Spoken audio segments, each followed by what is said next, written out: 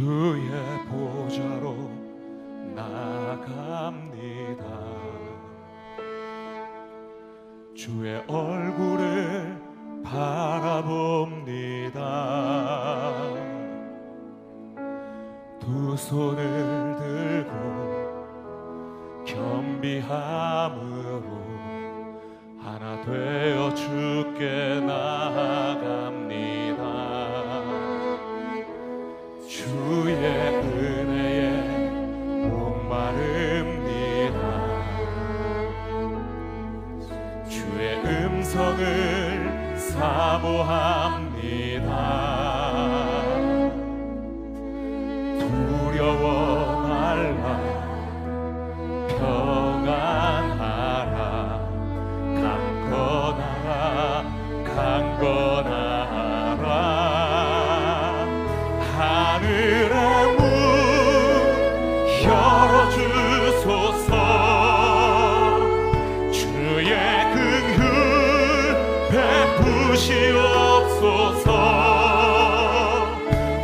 우리의 눈을 열어 주의 보좌와 그 영광을 보게 하소서.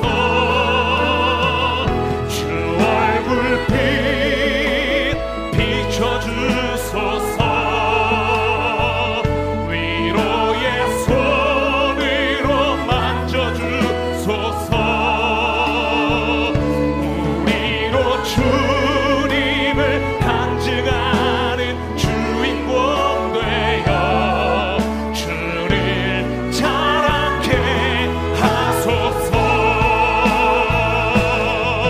주여 들으소서.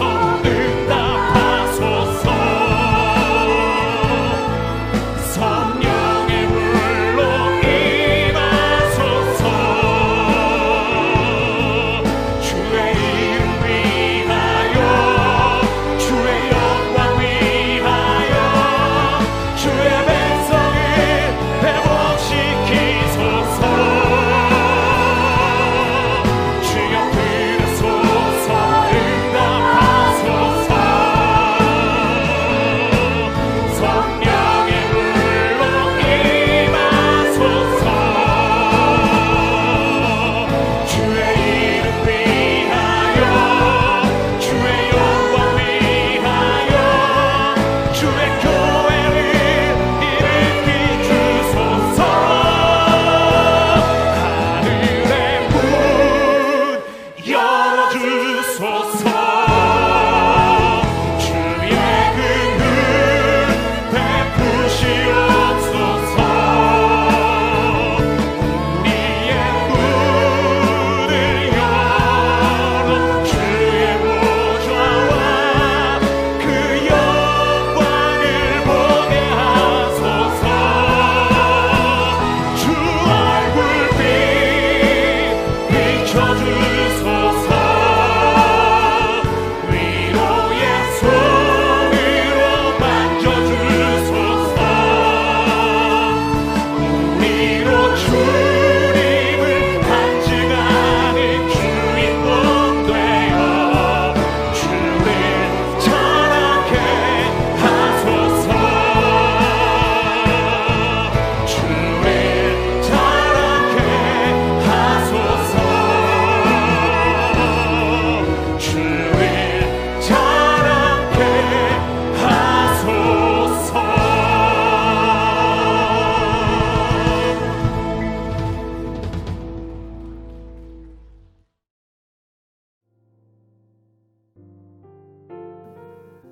하늘에서는 주 외에 누가 내게 있으리요. 땅에서는 주밖에 내가 사모할 리 없나이다. 내 육체와 마음은 쇠약하나 하나님은 내 마음의 반석이시요 영원한 분깃이시라. 무릇 주를 멀리하는 자는 망하리니 엄녀같이 주를 떠난 자를 주께서 다 멸하셨나이다. 하나님께 가까이 함이 내게 복이라. 내가 주 여호와를 나의 피난처로 삼아 주의 모든 행적을 전파하리다 라고 말씀합니다. 이 말씀을 우리 마음에 새기면서 사도신경으로 신앙 고백함으로 부활주일 예배를 하나님께 드리도록 하겠습니다. 다 같이 신앙 고백 드리겠습니다.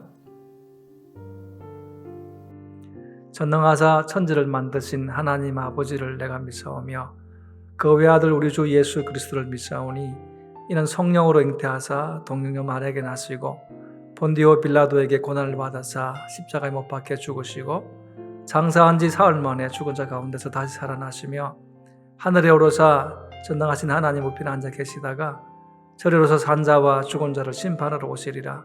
성령을 믿사오며 거룩한 공회와 성도가 서로 교통하는 것과 죄를 사하여 주시는 것과 몸이 다시 사는 것과 영원히 사는 것을 믿사옵나이다.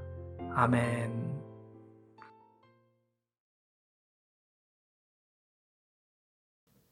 하나님의 말씀은 요한복음 20장 19절에서 31절의 말씀입니다. 찾으신 줄 알고 우리 다 함께 봉독하도록 하겠습니다. 이날 곧 안식 후 첫날 저녁 때에 제자들이 유대인들을 두려워하여 모인 곳의 문들을 닫았더니 예수께서 오사 가운데 서서 이르시되 너희에게 평강이 있을지어다.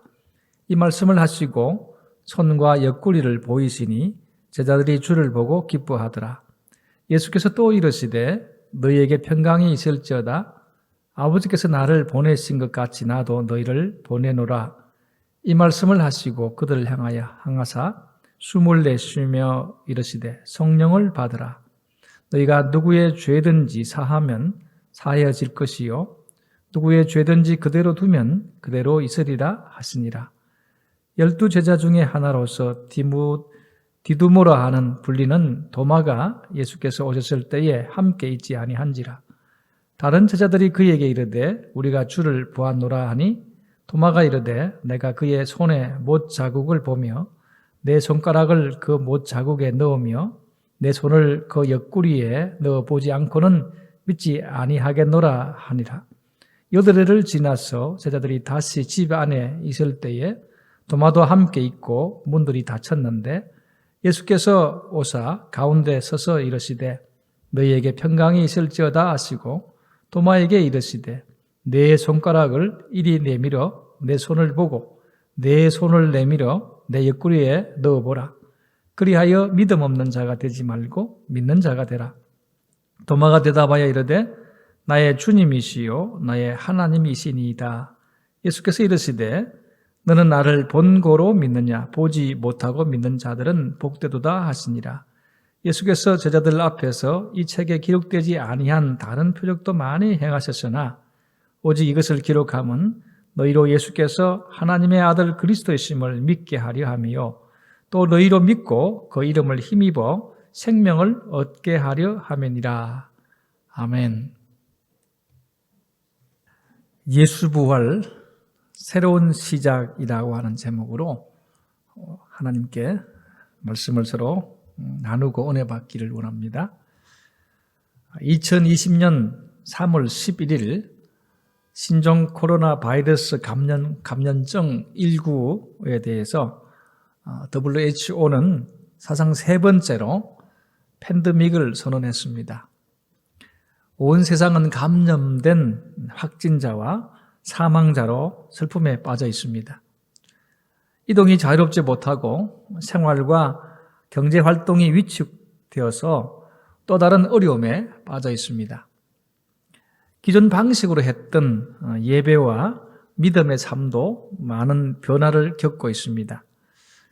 우리나라는 2020년 4월 10일 0시 기준으로 확진 환자가 1,450명, 검사 진행자 수가 15,298명, 격리 해제가 7,117명, 사망자가 208명입니다. 4월 10일 9시 기준으로 세계 전체로는 총 153만 9,288명이 감염되었고 사망자는 9만 4,408명입니다. 여전히 이 사태는 진행 중입니다. 정부와 믿지 않는 사람들은 성도들이 교회에 모여서 예배하는 일을 아주 근심이 가득 찬 눈으로 바라보고 있습니다. 물론 그들의 염려와 근심을 이해합니다. 그래서 지금까지 우리는 방침에 따라 예배를 진행해 왔습니다. 그런데도 우리는 예배를 드려야 한다는 본질을 무시할 수 없습니다. 그래서 오늘은 부활주일로 방침도 지키면서 예배하고 또 카톡방과 실시간 방송과 겸하여서 예배를 드립니다. 지금의 세상은 우리의 생각이나 상상을 초월한 일이 일어났습니다. 이렇게 폭발적인 감염 사태가 된 이유가 여러 가지 있겠지만 가장 큰 이유는 인간의 교만이라고 생각합니다. 왜냐하면 지금까지 생활했던 태도를 바꾸지 않고 자신들의 생활 방식을 고집했기 때문입니다. 이런 세상에 우리는 부활주의를 맞았습니다. 예수님의 고난과 십자가의 죽음은 우리의 죄 때문에 일어난 일입니다. 우리의 고통과 아픔을 담당하신 사건입니다. 그러나 죽음으로 모든 일이 끝이 아님을 말씀합니다. 예수 부활은 모든 세상을 새롭게 만드는 시작입니다. 질병과 고통, 전염병으로 인한 혼란에서 벗어나서 새롭게 살 수 있는 해결책이 예수 부활, 새로운 시작이어야 함을 말씀합니다. 요한복음에서 부활의 이야기는 안식 후 첫날 일찍이 아직 어두울 때에 막달라 마리아가 예수님의 무덤을 찾아간 일에서부터 시작합니다. 무덤을 막고 있던 돌이 옮겨진 일을 보고 놀란 마리아는 베드로와 요한에게 가서 이 사실을 말합니다. 와서 보니 예수님의 모습은 보이지 않고 시신을 쌌던 수건과 세마포만 놓여있는 모습을 보았습니다. 제자들은 무덤이 비어있는 것은 보았지만 예수님이 부활하셨다는 사실은 아직 믿지 못하였습니다. 마리아는 무덤 밖에서 울고 있다가 부활하신 예수님을 첫 번째로 보는 축복을 얻었습니다. 그리고 제자들에게 이 사실을 알리고 예수님이 하신 말씀도 전했습니다. 오늘 말씀의 사건은 두 가지입니다. 그날 저녁, 안식 후 첫날 저녁 때에 된 일과 8일을 지난 다음에 일어난 일입니다. 우리는 이 사건을 통해서 무엇을 배울 수 있습니까? 예수님이 부활하셨습니다. 죽음을 이기시고 살아나셨습니다. 오늘 우리에게 예수 부활, 새로운 시작은 무엇을 말씀하고 있습니까? 먼저 우리는 왜 예수 부활 새로운 시작이어야 합니까? 라고 하는 질문을 해보아야 합니다.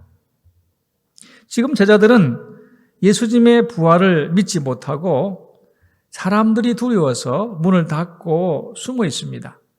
그래서 19절 말씀에 그들은 유대인들을 두려워하여 모인 곳에 문들을 닫았더니 라고 말씀하고 있습니다.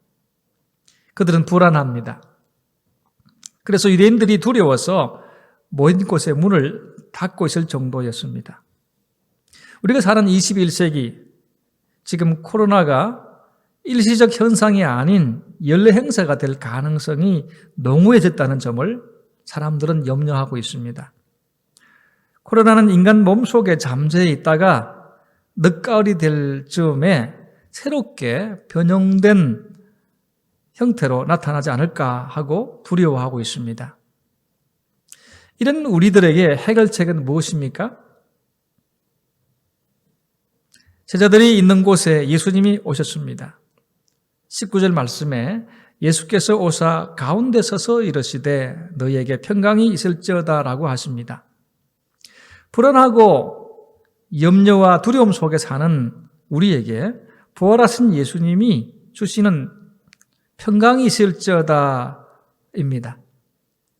평강이 해결책입니다. 평강은 두 가지가 있습니다. 하나는 세상이 주는 평강입니다. 다른 하나는 예수님이 주는 평강입니다. 세상이 주는 평강은 소유에서 옵니다. 돈이 있어야 평안합니다. 건강해야 평안합니다. 집이 있어야 평안합니다.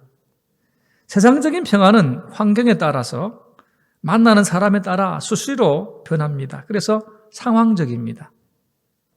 소위 평화에는 세 가지 형태가 있습니다.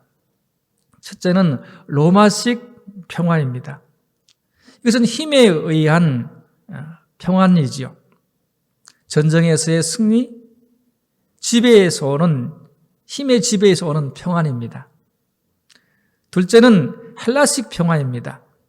이것은 마음과 정신의 평안입니다.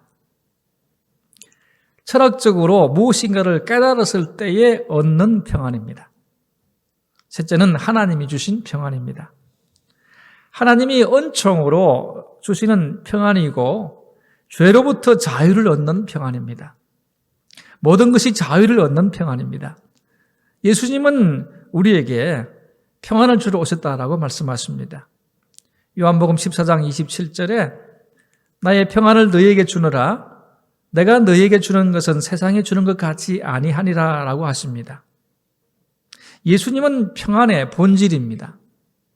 오늘 말씀은 예수님의 부활을 믿지 못해서 그래서 유대인들이 두려워 숨어 살던 제자들에게 예수 부활을 믿게 하는 평강입니다. 불안과 두려움에 쌓여있던 제자들에게 20절 말씀은 이 말씀을 하시고 손과 옆구리를 보이시니 제자들이 주를 보고 기뻐하더라라고 하시므로 평강을 받은 사람에게 무엇이 있는지를 말씀하고 있습니다. 부활하신 예수님이 주신 평강으로 사람들은 기뻐하더라라고 말씀합니다.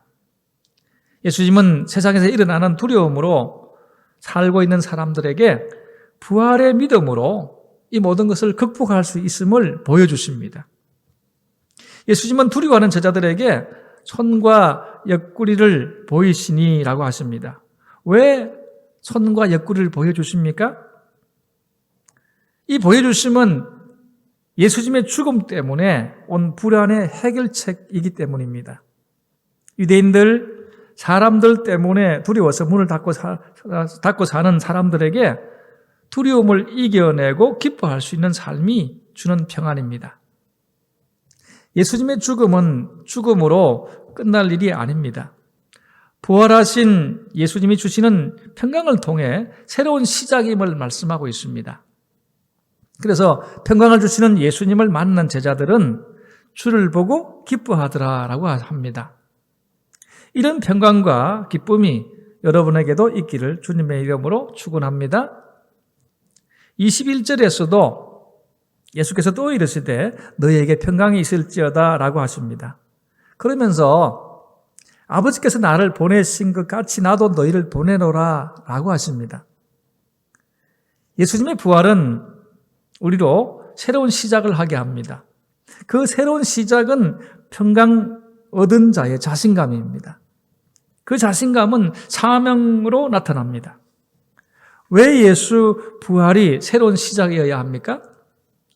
두려워 아무 일도 못하는 삶이 아니라 아버지께서 나를 보내신 것 같이 나도 너희를 보내노라 라고 말씀하시는 그 말씀에 따라서 자신의 삶을 새롭게 만들어 갈 수 있기 때문입니다. 세상 염려와 불안에 아무 생각 없이 사는 인생이 되지 않기를 바랍니다. 예수 부활로 새로운 사명을 가지고 세상에 예수 부활의 평안을 주는 믿음의 삶을 사시기 바랍니다. 들은 세상이 두려워서 문을 닫고 사는 인생이 되지 마시기 바랍니다. 부활의 예수님이 주시는 평강을 가지고 사명을 감당하는 성도가 되시길 바랍니다. 왜 예수 부활 새로운 시작이어야 합니까? 22절 말씀에 이 말씀을 하시고 그들을 향하사 숨을 내쉬며 이르시되 성령을 받아라 라고 말씀하십니다. 왜 갑자기 성령을 주신다고 하십니까? 예수 부활이 새로운 시작이어야 하기 때문입니다.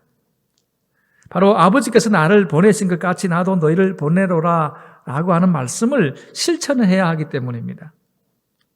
복음 전거의 사명을 감당하기 위해서입니다. 한 영혼을 살리는 매우 엄중하고 고귀한 일을 하기 위해서입니다. 이 사명은 우리의 힘으로 감당할 수 없습니다. 스가랴 4장 6절을 보시면 만군의 여호와께서 말씀하시되 이는 힘으로 되지 아니하며 능으로 되지 아니하고 오직 나의 영으로 되느니라 라고 말씀하십니다. 하나님의 일은 사람의 힘이나 능력으로 되는 일이 아니지요. 오직 하나님의 영, 즉 성령의 능력을 통해서만 가능하다는 말씀입니다. 사도 바울은 이 말씀을 고린도전서 2장 13절에서 이렇게 표현했습니다. 우리가 이것을 말하거니와 사람의 지혜가 가르친 말로 아니하고 오직 성령께서 가르치신 것으로 하니 영적인 일은 영적인 것으로 분별하느니라. 우리가 주님의 일을 할 때에 우리에게 가장 필요한 것이 성령입니다. 그리고 주님께서는 그의 제자들을 세상에 보내시면서 그들에게 성령을 주시겠다고 약속하셨습니다. 오순절 성령 강림 후에 제자들은 주님으로부터 받은 사명을 즉각 실행에 옮기셨습니다. 사도행전 2장 32절, 33절 말씀에 베드로는 이렇게 말합니다. 이 예수를 하나님이 살리신지라 우리가 다 이 일의 증인이로다. 하나님이 오른손으로 예수를 높이심에 그가 약속하신 성령을 아버지께 받아서 너희가 보고 듣는 이것을 부어주셨느니라. 부활하신 예수님을 목격한 제자들은 더는 두려움에 사로잡혀 살지 않았습니다. 예수님은 그들에게 평강을 주시고 사명을 주시고 그 사명을 감당할 수 있도록 성령을 받으라라고 하셨습니다.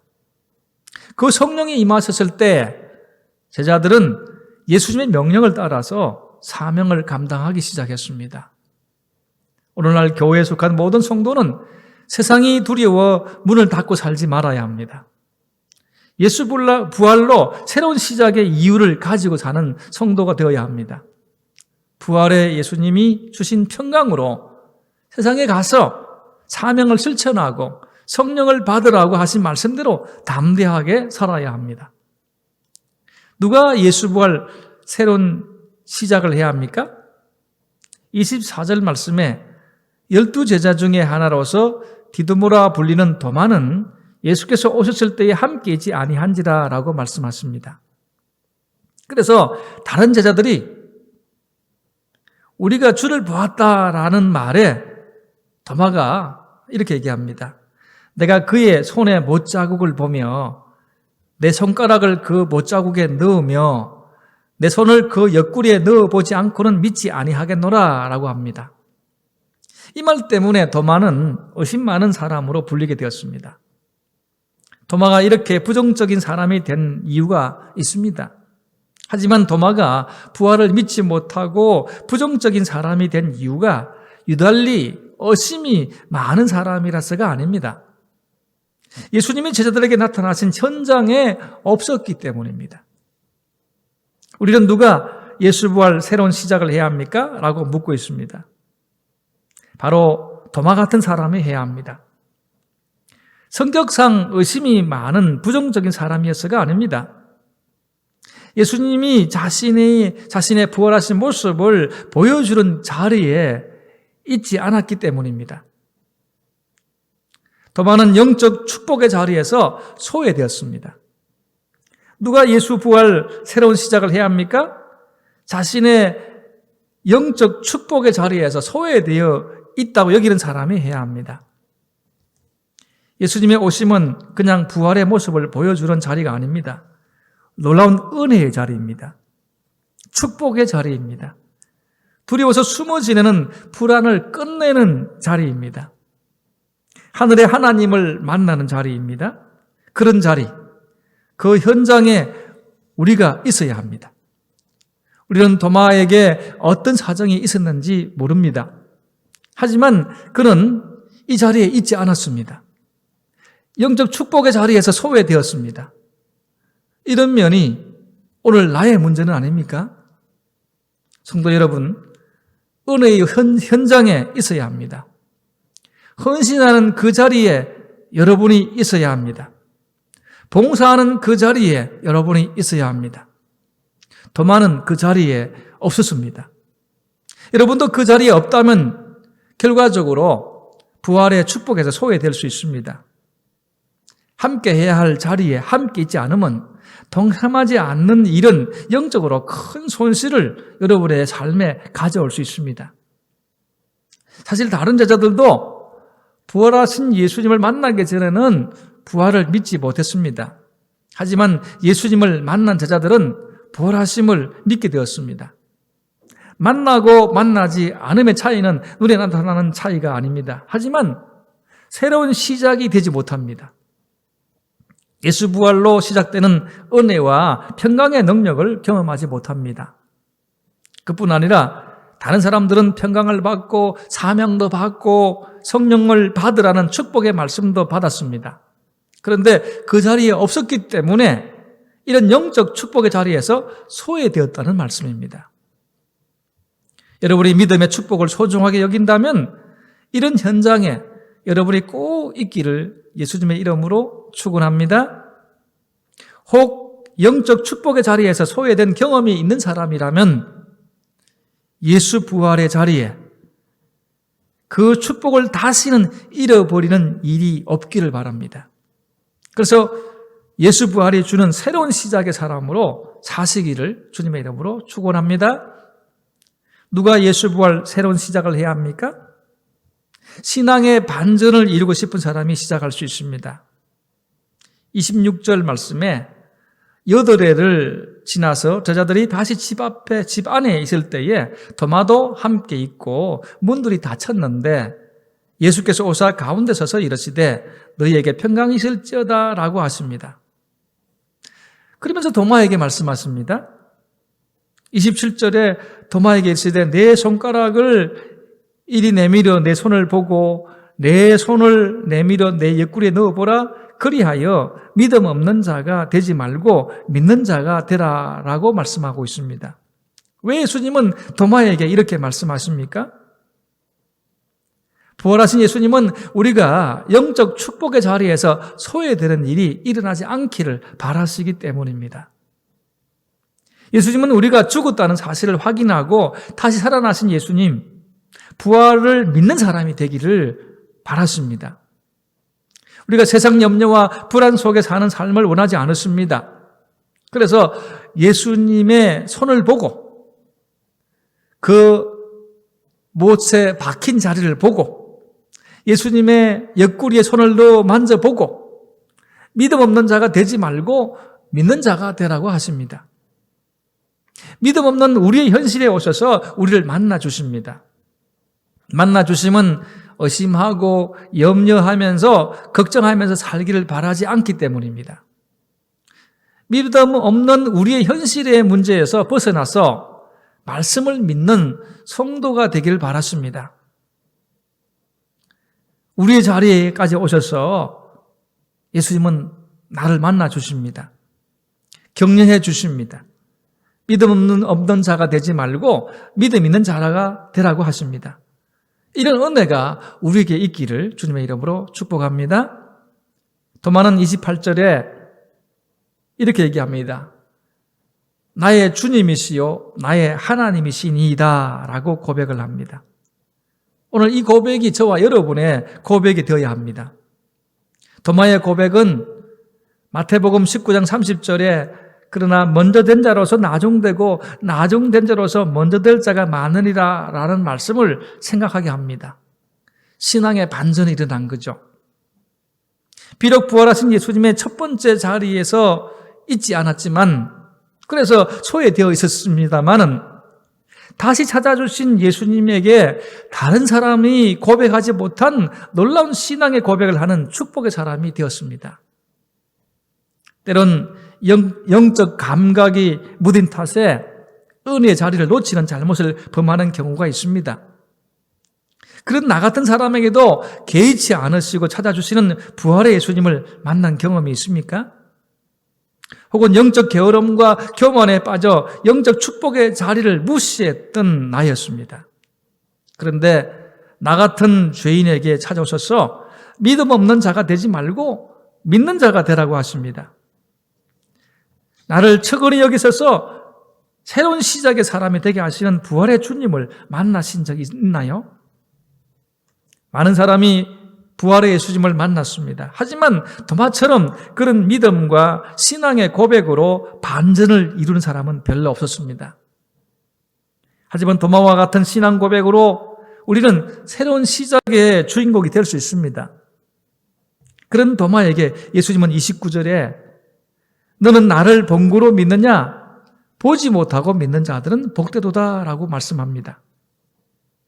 우리는 눈에 보이는 현실 때문에 마음이 무너지고 답답해질 수 있습니다.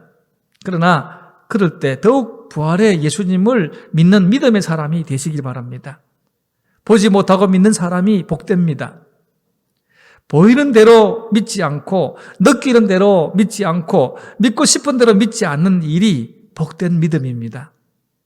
예수님의 의도는 보고 믿는 것을 비판하는 일이 아닙니다. 보지 않고 믿는 자의 믿음을 격려하십니다. 이 일은 단지 도마만을 위한 일이 아닙니다. 도마는 모델입니다. 오늘 보지 못하고 믿는 자가 보게 되는 모델이 필요합니다.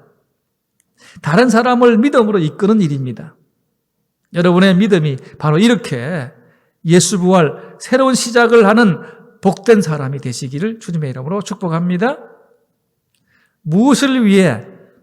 우리는 무엇을 위해 예수 부활 새로운 시작이어야 합니까? 31절 말씀에 요한은 이렇게 얘기합니다. 오직 이것을 기록함은 너희로 예수께서 하나님의 아들 그리스도이심을 믿게 하려 함이요 또 너희로 믿고 그 이름을 힘입어 생명을 얻게 하려 함이니라 라고 말씀합니다. 예수 부활 새로운 시작은 무엇을 위한 시작이어야 합니까? 첫 번째는 예수께서 하나님의 아들 그리스도이심을 믿게 하려 함입니다. 두 번째는 너희로 믿고 그 이름을 힘입어 생명을 얻게 하려 함입니다. 요한복음은 부활의 예수님을 하나님의 아들이라고 합니다. 하나님의 독생자라고 하지요. 그래서 도마의 고백이 중요합니다. 오늘 우리는 예수 부활 새로운 시작을 하는 일이 무엇을 하는 일인지를 알아야 합니다. 31절의 말씀처럼 믿는다라고 하는 말은 안 믿는 사람을 믿게 하는 일을 말하는 것이 아닙니다. 믿는 사람들은 계속해서 믿게 하겠다는 말씀입니다. 한 번의 믿음, 일회성 믿음을 말하는 일이 아니지요. 어떤 어려움이 있어도 믿음을 붙잡고 사는 삶을 말씀하고 있습니다. 우리의 믿음 생활에는 많은 장애물이 있습니다. 하지만 그 장애물 때문에 우리의 신앙이, 믿음이 변하여지는 것을 주님은 원하지 않습니다. 계속해서 우리는 그 믿음을 지켜나가는 일을 해야 한다는 말씀입니다. 그만큼 우리가 가는 이 길은 힘이 드는 길입니다. 부활의 예수님을 믿는 우리가 새로운 시작을 할 때에 우리는 무엇을 믿고 가는지를 분명하게 정립해야 합니다. 예수께서 하나님의 아들 그리스도이심을 믿는 믿음이 있어야 합니다. 또 너희로 믿고 그 이름을 힘입어 생명을 얻게 하려 함이라는 말씀에 축복이 있어야 합니다. 하나님은 실수하지 않으신다라는 찬양이 있지요. 가사에 보면 이런 가사들이 있습니다. 내가 걷는 이 길이 혹 굽어도는 수가 있어도 내 심장이 울렁이고 가슴 아파도 내 마음속으로 여전히 기뻐하는 까닭은 하나님은 실수하지 않으심일세. 내가 세운 계획이 혹 빗나갈지 모르며 나의 희망 덧없이 쓰러질 수 있지만 나 여전히 인도하시는 주님을 신뢰하는 까닭은 주께서 내가 가야 할 길을 잘 아심일세. 어두운 밤 어둠이 깊어 날이 다시는 밝지 않을 것 같아 보여도 내 신앙 부여잡고 주님께 모든 것 맡기리니 하나님을 내가 믿음일세. 지금은 내가 볼 수 없는 것 너무 많아서 너무 멀리 가물가물 어른거려도 운명이 오라 나 두려워 아니하리 만사를 주님께 내어 맡기리. 차츰차츰 안개는 그치고 하나님이 지으신 빛이 뚜렷이 보이리라. 가는 길이 온통 어둡게만 보여도 하나님은 실수하지 않으신다네. 우리가 가는 걸음을 아무리 힘들고 어려운 일이 있다 할지라도 예수가 하나님의 아들이심을, 그리스도이심을 믿는 믿음이 필요합니다. 그 이름을 믿고 오늘도 생명을 얻는 축복의 길을 여러분 가감없이 달려갈 수 있기를 바랍니다. 말씀을 맺겠습니다. 예수님의 죽음은 제자들과 다른 사람들의 삶을 무너지게 했습니다. 하지만 약속대로 예수님은 부활하시고 마리아에게 보이시고 제자들에게도 보이셨습니다. 믿지 못하는 사람들은 사람들이 두려워서 문을 닫고 사는 생활을 했죠. 그들에게 오신 예수님은 평안을 주시고 믿음을 주시고 사명을 주시고 성령을 받으라라고 하십니다. 예수 부활이 새로운 시작의 축복임을 오늘 우리에게 말씀해 주고 계십니다. 오늘 우리 시대, 고통의 시대가 끝나고 예수 부활로 새로운 시작이 되어야 합니다. 왜 그렇게 해야 하는지, 어떤 사람이 그렇게 해야 하는지, 무엇을 위해서 그렇게 해야 하는지, 여러분 새로운 시작이 무엇인지를 분명하게 알고 배우고 실천해야 합니다. 우리 모두 전염병의 위험을 이겨내고 예수 부활의 믿음과 고백과 행동으로 열매 맺는 예수 부활 새로운 시작이 되시기를 주님의 이름으로 축복합니다. 말씀을 생각하면서 부활절의 은혜를 함께 누리고 결단하는 시간 갖기를 원합니다.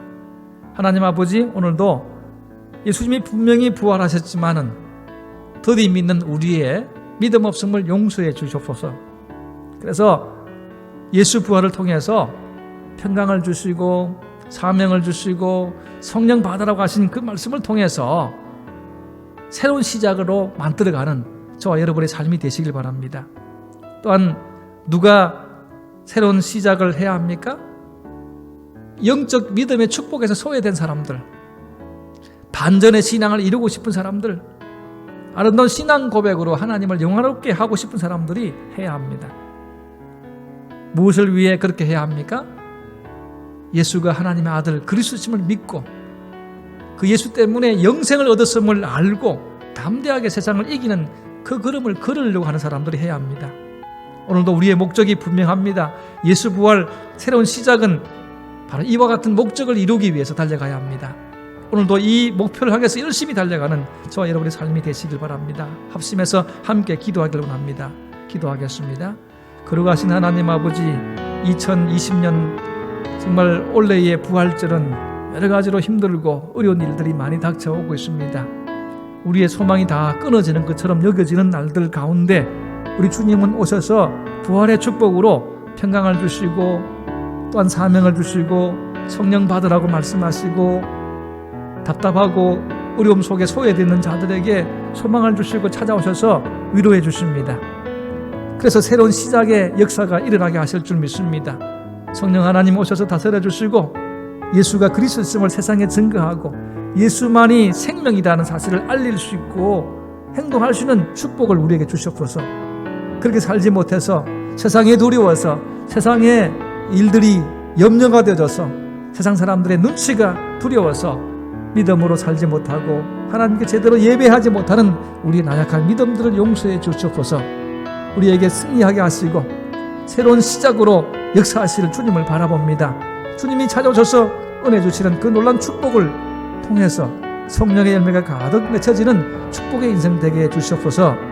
이 코로나19 사태가 속히 해결되게 해주시옵소서. 하나님의 은혜가 넘쳐나서 이 모든 세균들이 다 물러가게 하시고 바이러스들이 사라질 수 있도록 은혜 베풀어 주옵소서. 모든 믿음의 성도들이 위로받게 하시고 기뻐할 수 있게 하시며 새 힘으로 우리 하나님을 찬송하고 예배하는 날 온몸을 다 들여서 하나님을 찬송하는 일들 되어지게 해주시옵소서. 예수님의 이름으로 기도드리옵나이다. 아멘. 축복을 받겠습니다. 주 예수 그리스도의 은혜와 하나님 아버지의 사랑하심과 성령님의 교통 축복하심이 예수 부활 새로운 시작을 주님 앞에 달려가기를 원하는 하나님의 사람들 머리 위에와 가정과 일터 위에 영원토록 함께 있을지어다. 아멘.